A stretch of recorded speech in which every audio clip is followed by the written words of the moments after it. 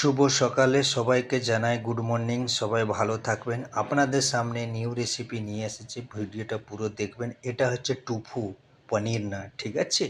আর mushroom আছে, baby corn আছে, লাল পিলি Shimla মিরিচ, normal কাঁচা লঙ্কা, থাই থাই লঙ্কা আছে, থাই লঙ্কা বলে, ঠিক আছে। তো টুফুটা যখন শর্টে করবে বাটার দিবে, হালকা শর্টে করবে, ঠিক আছে, বেশি শর্টে করবে না, দেখতে পাচ্ছেন।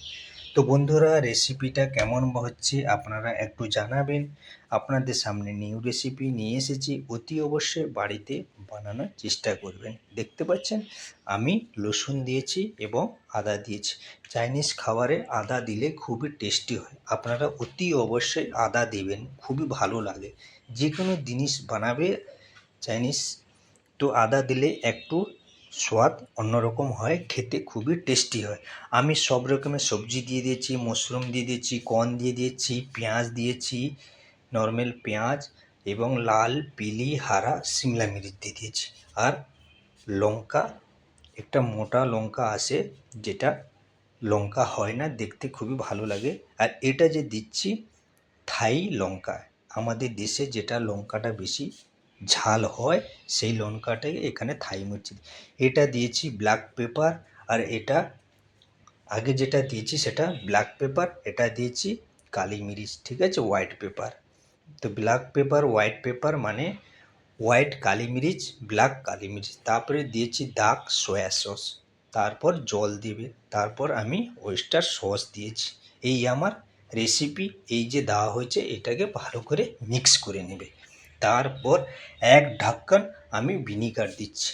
তো অতি অবশ্যই আপনারা ভিডিওটা মন দিয়ে দেখবেন আর বাড়িতে বানানোর চেষ্টা করবেন, খুবই সুন্দর রেসিপি। তারপর আমি কি করছি না, জলের দেওয়া আছে, তো সব রকমের মশলা দেওয়া হয়ে গেছে সমস্যারও। তারপর আমি টুফুটা দিয়ে দিয়েছি। টুফুটা দেওয়ার পর আপনারা কর্নফ্লোর জলে করে ঘুলে নেবে। তো এটা আমি কর্নফ্লোর দিচ্ছি, ঠিক আছে, জলের মধ্যে ঘুলে নেবে।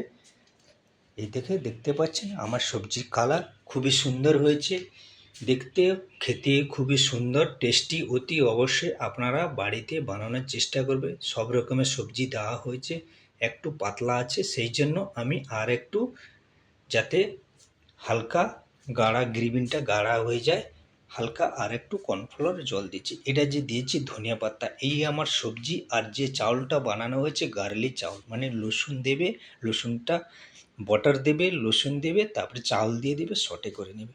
এই চাউলের সাথে খাওয়া হবে। খুবই সুন্দর রেসিপি। ভিডিওটা কেমন হয়েছে জানাবে, নেক্সট ভিডিও নিয়ে আসবো। বাই।